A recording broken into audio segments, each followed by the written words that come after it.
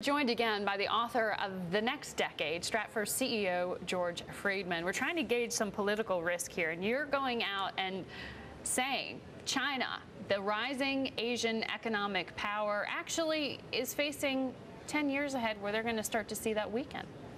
They've had 30 years of an extraordinary run. The idea that they're going to have another 30 years is pretty dubious. They have some serious problems. First, they're an incredibly poor country. 600 million Chinese live in households earning less than $3 a day.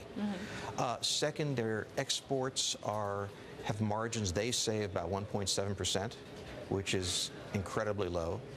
And third, they're no longer a low-wage economy. Mexico and a lot of other countries are better places to invest.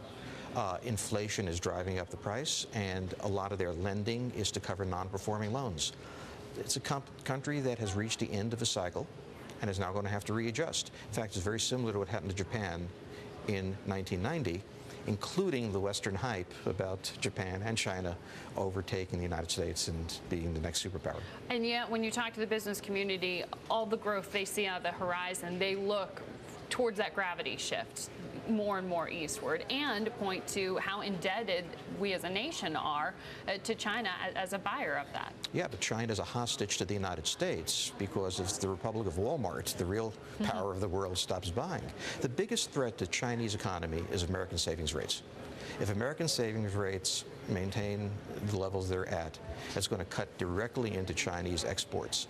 And if China can't export, it has unemployment. And if they have unemployment, they have social unrest. And that's why the Chinese are cracking down on everybody. I want to get to what stands out as one of your most controversial predictions here. Israel's the largest recipient of foreign aid from the United States. You say in the next 10 years, our relationship is fundamentally going to change. Sure. I mean, the United States and Israel were not close until 1967. The United States hardly gave them any aid. After 1967, really after 1973, we started to give them aid. It was 25% of their GDP. Today, it's less than 2% of their GDP.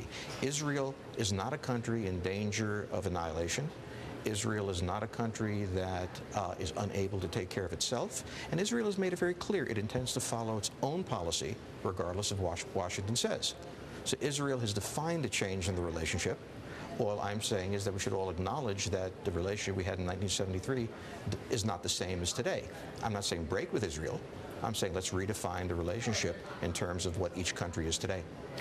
What does that redefinition mean? Where they are dictating more of the terms of the relationship than they do right now? They are dictating the terms. The United States doesn't want them to be building settlements at the West Bank. They're going to do it anyway.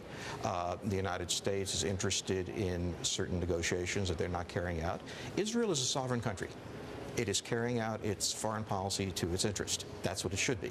The United States is a sovereign country. It has sometimes different interests. Where we need to cooperate, we cooperate. In other areas, we go our own way. All right. The Next Decade, according to George Friedman. Thank you very much for previewing your forecasts.